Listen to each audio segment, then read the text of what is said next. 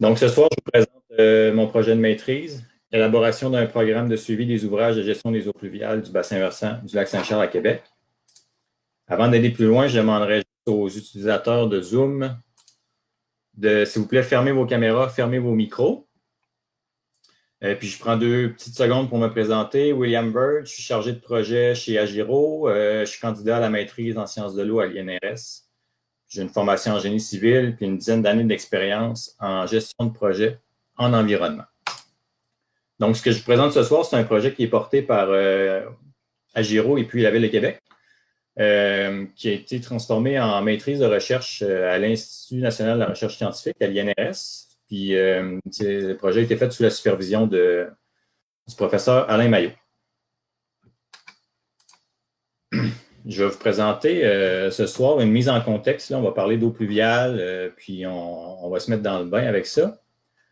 Ensuite, je vous présente le projet étape par étape. On va commencer par la revue de littérature. On va aller vers les orientations du programme de suivi en tant que tel. On va parler de l'inventaire et de la caractérisation, de l'élaboration du programme de suivi. Et puis, on va terminer avec les étapes à suivre, là, les étapes à venir, la mise en place du programme.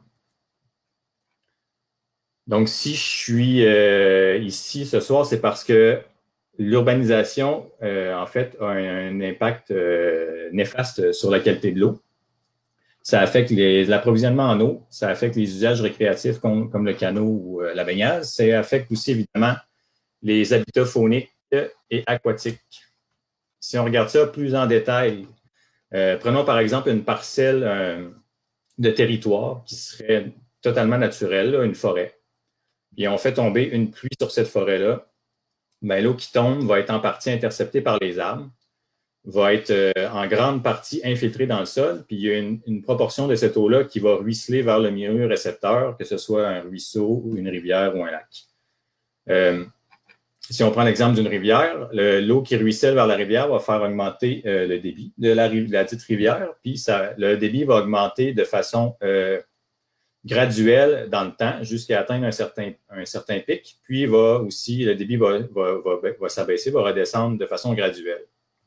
Au niveau de la qualité de l'eau qui se retrouve au milieu récepteur, il y a certaines concentrations dites naturelles là, de contaminants qui vont être transportés. On parle de sédiments ou de nutriments comme le phosphore ou l'azote ou encore des métaux qu'on retrouve naturellement dans le sol. Si on prend cette même proportion de territoire-là, puis qu'au lieu d'avoir une forêt, on l'urbanise, on met des maisons, on met des routes, on met des stationnements, on transforme les surfaces infiltrantes en surfaces imperméables comme de l'asphalte, des toitures ou du béton. Et on vient changer le comportement de l'eau qui tombe sur ce territoire-là. Il y a beaucoup moins d'interception par les végétaux. Il y a beaucoup moins d'infiltration parce que le sol n'est plus en mesure d'infiltrer. Puis il y a un plus fort ruissellement. Cette eau-là qui ruisselle lessive les surfaces puis s'en va vers le cours d'eau récepteur. En termes de quantité d'eau, ce qui se passe, c'est que le débit de la rivière, de notre exemple, va augmenter plus vite, puis va être plus important. Son pic va être plus haut. Alors, au niveau de la qualité de l'eau, ça a un effet aussi qui est néfaste parce que le ruissellement va aller transporter tout ce qui s'est déposé sur les surfaces de notre zone urbanisée, puis il va être transporté vers le cours d'eau du milieu récepteur. Donc, on parle aussi en fond d'une augmentation des concentrations en nutriments, en sédiments évidemment, mais il y a aussi beaucoup plus de micro-organismes pathogènes comme les E. coli. Il y a aussi plus de métaux lourds, puis il y a aussi des huiles et des graisses, parmi d'autres. Pour atténuer les impacts de ces effets de l'urbanisation-là, eh bien, on vient mettre en place des pratiques de gestion optimale des eaux pluviales. C'est le terme PGO, retenez bien ça, je vais l'utiliser souvent dans la suite de la présentation. Donc, le PGO, ça englobe beaucoup de pratiques, mais ce soir, on va se concentrer sur les ouvrages de gestion des eaux pluviales, comme les exemples que je vous montre ici. Il y a des bassins de rétention. Vous en avez sûrement déjà vu sur le bord des autoroutes ou dans les quartiers résidentiels. Ça se trouve être des dépressions qui viennent accueillir, stocker l'eau de ruissellement qui provient des surfaces imperméables qui est transportée par le réseau d'égouts pluviales ou de fossés. Ça vient stocker ces eaux-là pendant un certain temps, de 24 à 48 heures généralement. puis ça les relâche plus tard, après que la pluie soit terminée. Donc, l'effet que ça vient faire, c'est que ça vient, si vous vous rappelez de la courbe rouge là, qui montrait l'augmentation des débits rapides, et ça vient aplatir la courbe. Ensuite, on a les marais artificiels. Ça, c'est un ouvrage qui est fait davantage pour gérer la qualité de l'eau, pour améliorer la qualité de l'eau du ruissellement avant qu'elle se retrouve dans le milieu récepteur par des phénomènes physiques puis biologiques de décantation ou de filtration par les plantes qui s'établissent dans ces milieux-là. Ensuite, il y a un autre type de plus en plus populaire, notamment dans les milieux urbains, qui s'appelle les aires de biorétention ou les noues végétalisées.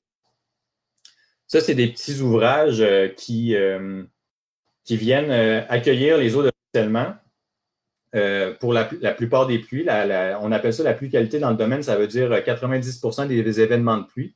Donc, ça vient gérer la plupart des petites pluies qui polluent normalement nos cours d'eau pour favoriser leur filtration ou leur infiltration dans le sol.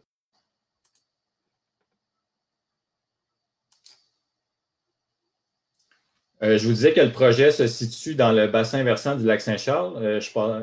Dans le fond, ça serait juste important de retenir que le bassin versant du lac Saint-Charles est imbriqué comme des poupées russes dans le bassin versant de la rivière Saint-Charles en tant que tel, qui prend sa source au lac puis qui se projette au fleuve Saint-Charles, mais aussi imbriqué dans le bassin versant de la prise d'eau de la rivière Saint-Charles, qui est située, elle, sur la rivière à 11 km en aval du lac. Dans ce territoire-là, le bassin versant du lac Saint-Charles, il y a techniquement 5 municipalités, mais il y en a 3 réellement qui ont un impact sur le territoire. C'est la Ville de Québec, la Ville de Lac-de-L'Age et puis la municipalité de Stoneham. Si on revient au niveau du lac Saint-Charles, c'est le principal réservoir d'eau pour la prise d'eau de la rivière Saint-Charles qui, elle, est alimentée non seulement par la rivière Saint-Charles et son lac, mais aussi par la rivière Nelson et la rivière Jaune. Donc, ce lac-là a un rôle stratégique spécialement en tant que, parce qu'il est réservoir d'abord, mais parce qu'il est réservoir aussi par son rôle est d'autant plus stratégique lors des sécheresses, lors des périodes d'étiage. La prise d'eau de la rivière Saint-Charles fournit 55% de l'eau destinée à la consommation pour environ 300 000 citoyens de la ville de Québec. Le lac Saint-Charles, malheureusement, il montre des signes de vieillissement prématuré. Si ce lac-là était un humain, il aurait pris un coup de vieux de 25 ans en 5 ans. Les indicateurs qui nous permettent notamment de dire ça, c'est les éclosions récurrentes là, à chaque année de cyanobactéries dans le lac depuis 2006.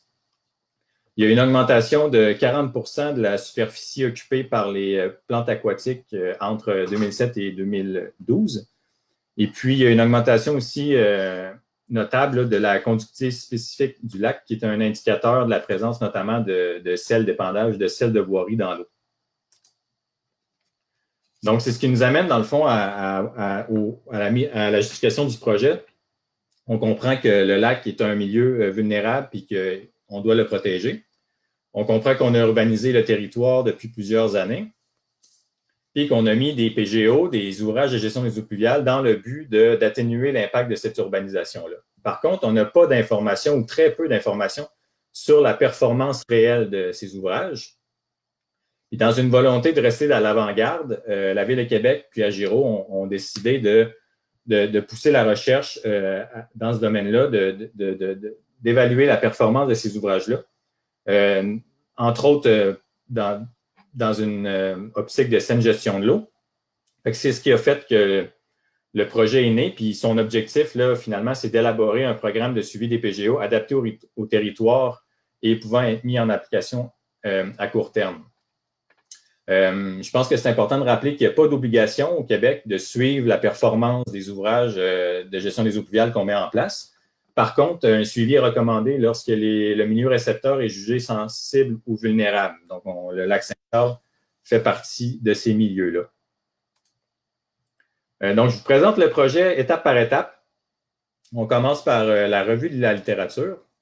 Dans le fond, les constats qu'on a faits là, en fouillant sur toute la littérature disponible, c'est qu'il y a des programmes comme ça de suivi des PGO qui existent ailleurs. Par contre, c'est beaucoup des programmes qui s'intègrent dans dans l'entretien des infrastructures municipales ou des programmes de recherche universitaire. Donc, il n'y a pas vraiment de programme comme ça à l'échelle d'un territoire donné. Il y a beaucoup d'articles et de guides sur le monitoring des PGO, sur vraiment les techniques de suivi d'une PGO donnée, comment l'instrumenter, quels paramètres considérer, etc., etc. Il y a beaucoup de documentation là-dessus. Puis en lisant tout ça, on se rend compte que faire le suivi des PGO, des ouvrages de gestion des eaux pluviales, ça demande beaucoup de temps. C'est très chronophage. C'est aussi complexe, puis ça coûte quand même cher. Dans la littérature, on se rend compte que la performance attendue des PGO est relativement bien connue grâce à des bases de données internationales. Par contre, il y a beaucoup d'articles qui mentionnent que la performance est connue généralement à court terme, mais n'est pas garantie, puis elle change avec le temps. C'est selon les conditions locales, selon l'environnement dans lequel elle est bâtie, selon même l'entretien des ouvrages, etc. Donc, grâce à cette mise en contexte-là, puis grâce à la revue de littérature, on a pu établir deux vraiment objectifs spécifiques du programme qu'on veut élaborer. Le premier, c'est de dresser le portrait de la performance actuelle des PGO du territoire, qu'on ne connaît pas du tout, autant en quantité ou qu'en qualité de l'eau, et d'en suivre l'évolution. Puis un deuxième objectif, qui ultimement, c'est de contribuer à améliorer les procédures d'entretien et à optimiser l'opération et la conception des PGO du territoire. Pour arriver à élaborer un programme de suivi, il faut d'abord connaître ce qu'on veut suivre. Puis il n'existait pas d'inventaire ou d'endroits où toutes les informations étaient rassemblées par rapport au PGO du territoire. Bref, on n'avait vraiment pas d'idée de ce qu'on avait exactement. Fait qu'on a fait un inventaire et une caractérisation exhaustive de tout ça. La littérature nous a permis de cibler les meilleurs éléments d'information à rassembler. Je ne vous les montre pas toutes, mais il y a des éléments d'information auxquels on va faire référence plus loin. C'est notamment les problématiques connues des ouvrages qui ont été répertoriés au fil des recherches ou même des visites terrain. Il y a, il y a le milieu récepteur, là où l'eau qui sort de l'ouvrage se retrouve.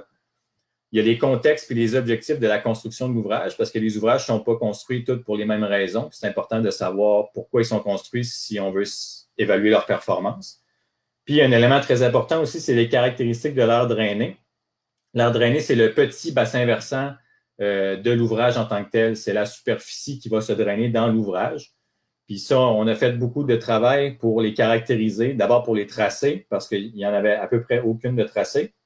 On a tracé ça grâce à la topographie puis les réseaux d'égouts. On a été capable de délimiter les zones des aires drainées. Puis là, après ça, on était capable de générer des informations comme sa superficie, l'occupation du sol à l'intérieur de la zone. On a été capable d'identifier s'il y avait des usages potentiellement polluants, puis de calculer aussi les proportions imperméables ou même la pente moyenne des aires drainées. Ça nous a amené à pouvoir dresser un portrait global de toutes les PGO du bassin versant du lac Saint-Charles. Finalement, il y en a 39 qui ont été construites entre 1998 et 2020, mais majoritairement après 2010, lorsque les eaux pluviales ont pris plus d'importance dans les objectifs de développement. Ils ont plein de contextes ou objectifs de construction différents. Ils ont des aires drainées très variables. Là, ça va de 0,1 à 200 hectares. Ils ont des proportions imperméabilisées aussi qui sont variables. L'occupation du sol dans ces aires drainées-là, c'est généralement du résidentiel périurbain, des autoroutes, un peu de commercial, il y a un golf, il y a un centre de ski, puis il y a de la forêt. Et puis, dans le fond, ces 39 ouvrages-là, on les a classés en 6 grands types. Il y a 15 bassins de rétention dits standards là, ou secs. Il y a 2 bassins de rétention à retenue permanente qui sont des bassins avec un certain volume d'eau en permanence dedans. Puis c'est des bassins qui ont une meilleure performance pour traiter les contaminants là, généralement. Puis il y a aussi des bassins multifonctions. On a 11 comme ça sur le territoire, le long de l'autoroute 73, qui sont un modèle un peu fait sur mesure pour le ministère des Transports, qui sont ni plus ni moins que 2 bassins de rétention à retenue permanente qui fonctionnent en série. Puis il y a un système de valves qui permet de retenir les polluants flottants comme les hydrocarbures. Ensuite, on a 8 ouvrage conçu avec des aires de brûle retention ou des noues végétalisées. Puis, on a une noue à retenue permanente. Et puis, on a finalement 2 marais artificiels. Un, celui que vous voyez à droite, un qui a été construit dans le début des années 2000, où la végétation est bien implantée, le système est mature, tout ça. Puis un autre, le marais Bellevue, qui est un projet de la Ville de Québec puis d'Agiro, qui a été un peu publicisé dernièrement. On vous en parlera peut-être dans une autre présentation. C'est un futur marais, là, dans le sens que les plantes vont commencer leur croissance à partir de cette année, là, vraiment, puis ça va devenir de plus en plus végétalisé. Donc, c'est ça, on a 39 ouvrages dans le bassin versant du lac Saint-Charles. Je vous ai dit que suivre des PGO, c'était chronophage, c'était coûteux, c'était complexe. Je lui ai dit qu'on n'avait aucune idée des performances des ouvrages sur le territoire. Puis nos objectifs, c'est de dresser un premier portrait.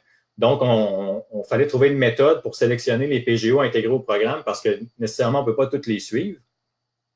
Donc, cette méthode-là commence par, on a décidé d'évaluer le caractère stratégique des PGO par une analyse multicritère. On va y revenir. Ensuite, on évalue la faisabilité technique du suivi des PGO parallèlement à tout ça parce que ça ne sert à rien d'intégrer une PGO dans un programme de suivi si on ne peut pas la suivre. Et puis, on a aussi voulu considérer si les PGO avaient des problématiques connues suite à la phase d'inventaire et de caractérisation. Toutes ces informations-là sont résumées ou rassemblées dans une matrice décisionnelle puis soumises à un comité de sélection qui, lui, va décider vraiment, finalement, quels PGO clés vont être intégrés. Et ça, en 2 catégories, les PGO stratégiques puis les PGO problématiques. Pour évaluer le caractère stratégique des PGO, on a établi 4 critères. Il y a la vulnérabilité du milieu récepteur, il y a la proportion imperméabilisée de l'air drainé, il y a la présence d'usages potentiellement polluants dans l'air drainé, et puis il y a la pente moyenne de l'air drainé. Comme il n'y avait pas de méthode connue pour définir le caractère stratégique d'une PGO, on a décidé de soumettre nos propositions de critères à 9 experts québécois dans le domaine des eaux pluviales pour valider d'abord si les critères étaient pertinents et puis aussi on leur a demandé de les pondérer les uns par rapport aux autres pour avoir une idée de leur importance, puis ça va servir dans l'analyse multicritère. Le résultat de notre sondage, c'est que c'est pertinent et puis on a des pondérations cohérentes. Donc, on peut faire notre évaluation du caractère stratégique. Je vous rappelle, on a 4 critères. Pour chacun des critères, on a établi 3 classes d'importance qui permettent d'accorder un pointage.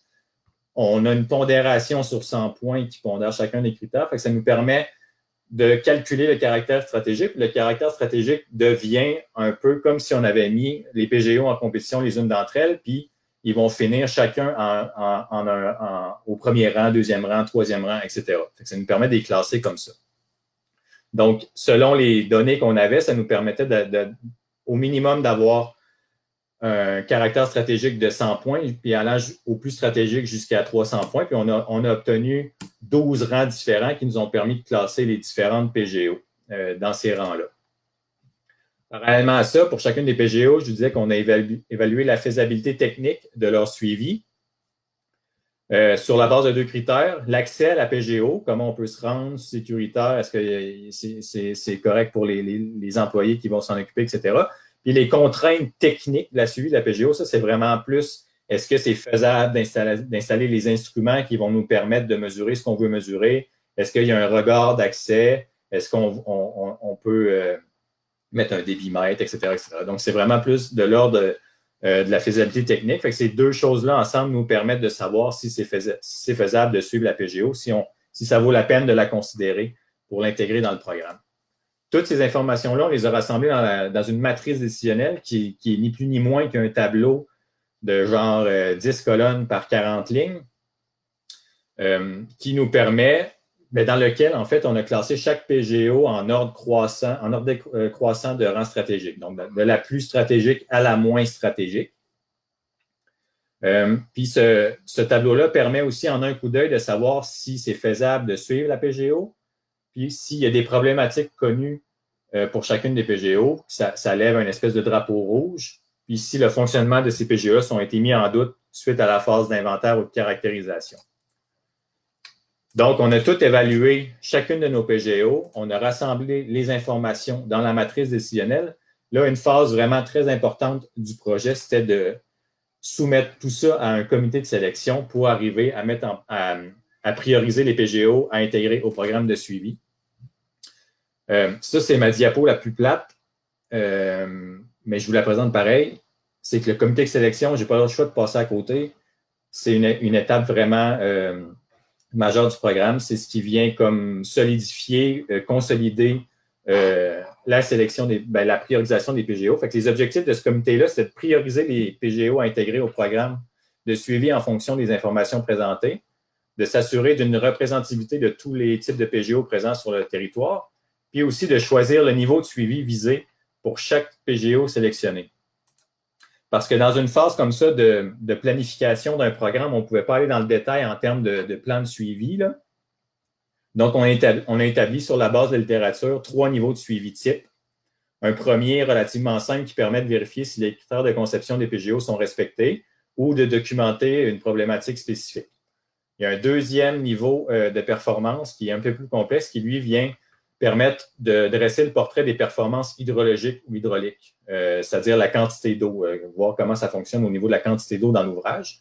Puis il y a un troisième niveau encore plus compliqué qui, lui, permet autant de comprendre le comportement en termes de quantité d'eau, mais aussi les performances d'évaluer les performances de traitement des contaminants.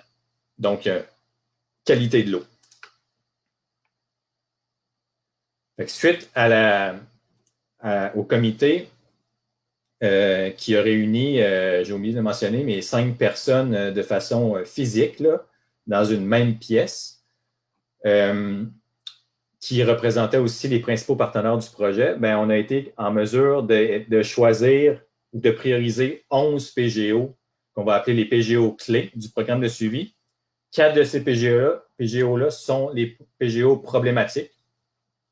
Puis, comme vous pouvez voir sur la figure, c'est qu'on a mis en place une planification sur un cycle de 3 ans, de 2020 à 2022, avec la sélection des niveaux de suivi. Donc, en un coup d'œil, on est capable d'avoir une espèce d'échéancier global, là. Donc, vous voyez, mettons sur la figure rapidement qu'il y a certains ouvrages, il y a deux PGO problématiques qui devraient être suivis avec un niveau de suivi 1 dès cette année, alors qu'il y en a 2 autres qui ont quand même une phase de préparation qui est en cours puis qui devront être suivis plutôt l'année prochaine. Concernant les 7 PGO restantes, mais ça se trouve avec les PGO stratégiques du territoire, celles qui vont nous permettre de dresser un premier portrait de la performance des différents types de PGO dans le bassin versant. Puis comme vous pouvez le constater, bien, il y en a certaines qui vont être suivies dès cette année selon différents niveaux. Le niveau de suivi a généralement été choisi en fonction des objectifs de l'ouvrage. Si l'objectif de l'ouvrage est de traiter les polluants, bien, le niveau de suivi adéquat, c'est le niveau 3. Si l'ouvrage a été mis en place seulement pour gérer la qualité de l'eau, ben d'abord, on va suivre seulement la quantité d'eau. D'abord, on va suivre les performances hydrauliques, etc., etc. Puis, comme vous pouvez le constater, ben, il y en a aussi, il y a des ouvrages qui vont être suivis sur plusieurs années, il y a des ouvrages qui vont être suivis seulement à partir de l'année prochaine, etc. Puis, on se laisse quand même un peu de jeu avec l'année 2022 pour pouvoir continuer à adapter ce programme-là. Peut-être poursuivre le suivi sur certains ouvrages ou carrément changer d'ouvrage, on ne sait pas. C'est un programme qui va se vouloir adaptatif. Puis qu'on est en train, c'est ça, de mettre en place. Bientôt en ligne, tout ce que je vous ai présenté, cette démarche-là, on l'a documenté de façon assez exhaustive dans un guide méthodologique. De façon aussi théorique, dans le sens où on va pouvoir... une autre organisation dans un autre territoire va pouvoir se servir de ça, s'approprier la démarche pour l'appliquer sur un autre territoire. Puis évidemment, le guide va contenir l'exemple de l'application de la méthode sur le cas du bassin versant du lac Saint-Charles. Ça conclut comme l'aspect élaboration du programme de suivi qui finit aussi ou qui vient conclure mon projet de maîtrise. Donc là, le projet le lead a été repris par Agiro et la Ville de Québec pour mettre en place le programme. Et puis, ben, je travaille sur ça présentement, dans le fond, avec mes enfants de 4 et 7 ans.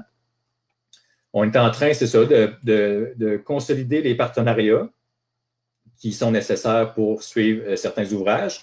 On a une entente avec la Ville de Québec pour suivre les ouvrages qui sont sur leur territoire. Fait que là, on est en train d'élaborer, dans le fond, les plans de suivi individuel des PGO, de planifier l'installation, l'achat ou la location d'équipements. Et comme je disais tantôt, ben, c'est un programme qui va être mis à jour en continu, mais aussi mis à jour parce qu'on sait que sur le territoire, il y a d'autres PGO qui vont être installés.